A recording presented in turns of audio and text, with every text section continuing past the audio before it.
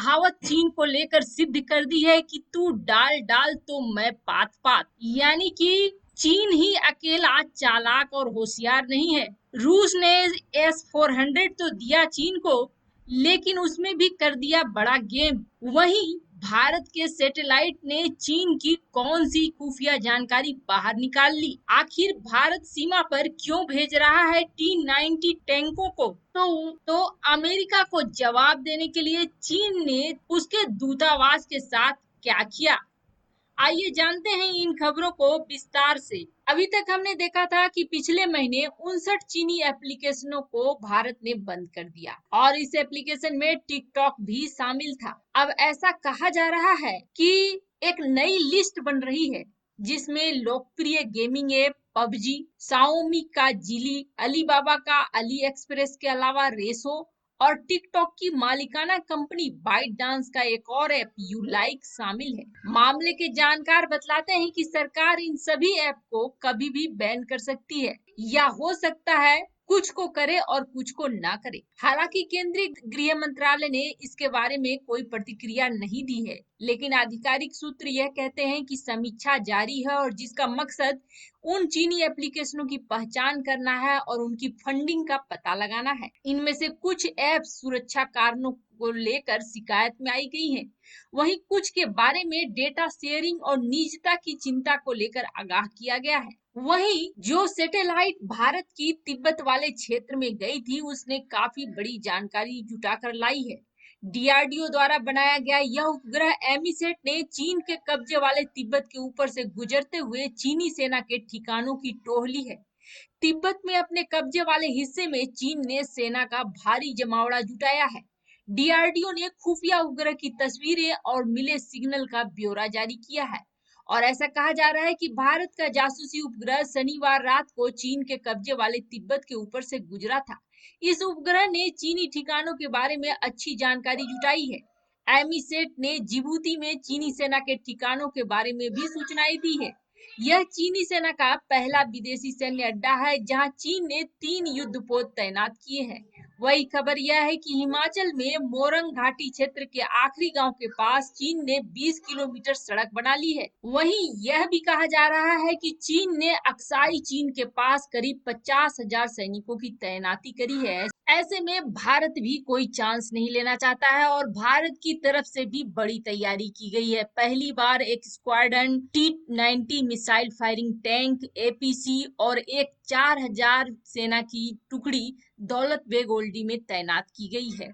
दौलत बेग ओल्डी काफी खास माना जा रहा है, जो कि भारत की अंतिम चौकी काराकोरम दर्रे के दक्षिण में केवल 16,000 की फीट पर है। वैसे आपको बता दें यह काफी महत्वपूर्ण है और इसके बनने के बाद ही भड़का था चीन। वैसे तो 15 जून के बाद ही T-90 टैंकों को भेज दिया गया था, खासकर इन इलाकों में, क्योंकि ज्यादा वजनी टैंकों को ये संभाल नहीं सकते हैं ऐसे जगहों पर। बख्तरबंद कर्मियों के वाहक, पैदल सेना के लड़ाकू वाहन और M777 हौवित्जर 130 mm की बंदूकें पहले ही दौलत बेग ओल्डी के गश्त बिंदुओं पर भेज दी गई है। इन सब के बीच अत्याधुनिक मिसाइलों और घातक बमों से लैस भारतीय वायुसेना का सबसे घातक फाइटर जेट राफेल आज फ्रांस से भारत के लिए रवाना हो गया है। ऐसा कहा जा रहा है कि कुल 5 राफेल भारत के लिए रवाना हुए हैं। चीन और पाकिस्तान के साथ चल रहे तनाव के बीच इन फाइटर जेट का भारत के लिए रवाना होना काफी खास माना जा रहा है। राफेल विमानों के रवाना होने से पहले फ्रांस में भारतीय दूतावास ने इन राफेल विमानों और इंडियन एयरफोर्स के जाबाज पायलटों की तस्वीरें भी जारी करी है। ये विमान 29 जुलाई को अंबाला में एयरफोर्स में शामिल किए जाएंगे। सूत्र ये भी कह रहे हैं कि एक हफ्ते के अंदर ही इन विमानों को किसी भी मिशन के लिए तैयार कर लिया जाएगा। इन फाइटर जेट को उड़ाने के लिए कुल 12 पायलटों को ट्रेनिंग दी गई है। दुनिया की सबसे घातक मिसाइलों और सेमी स्टील्थ तकनीक से लैस इन विमानों के भारतीय वायुसेना में शामिल होने से देश की सामरिक शक्ति में जबरदस्त इजाफा होगा।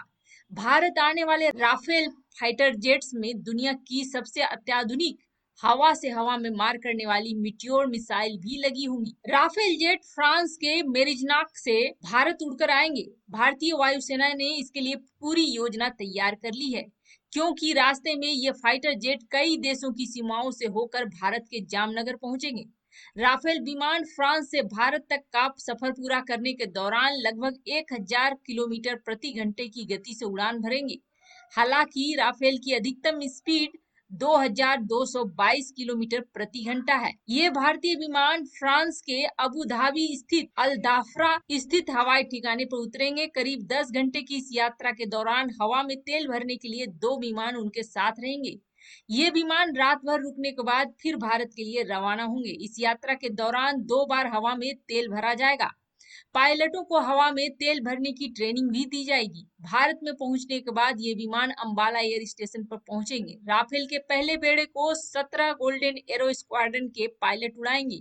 इनकी ट्रेनिंग भी फ्रांस में पूरी हो चुकी है। आपको बता दें, लद्दाख में राफेल गेम चेंजर साबित हो सकता है। अमेरिका और चीन के बीच तनाव बढ़ता जा रहा है। चेंगडू में स्थित अमेरिका दूतावास को बंद करने के आदेश के कुछ दिन बाद ही लगा वहां झंडा, अमेरिकी झंडा नीचे कर दिया गया। सोमवार को चीनी मीडिया पर चली फुटेज में झंडे को धीमे धीमे नीचे करते दिखाया गया।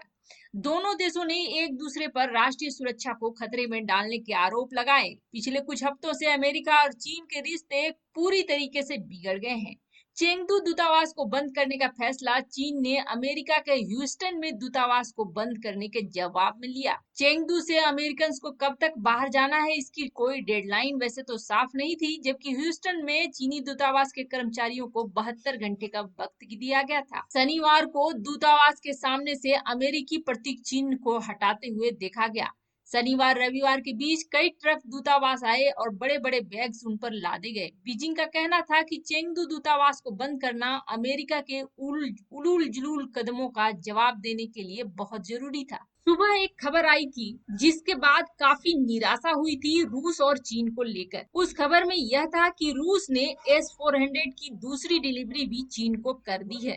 ऐसे समय में जब चीन का अमेरिका और भारत दोनों के साथ तनाव चरम पर है। लेकिन आपको बता दें, इसमें रूस की भी कोई गलती नहीं है। यह कॉन्ट्रैक्ट 2014 में बना था, इसलिए उस कॉन्ट्रैक्ट के अनुसार उसे डिलीवर करना ही था।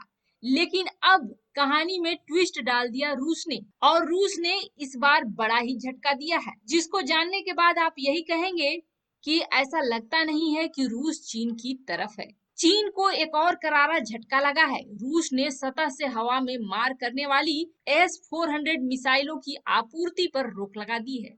यानी कि S-400 सिस्टम तो मिल गया, लेकिन रूस से जो जरूरी मिसाइलें हैं वो नहीं मिलेंगी। भारत से तनाव के बीच यह चीन के लिए एक बड़ा झटका है। हालांकि चीन यह मानने को तैयार ही नहीं है।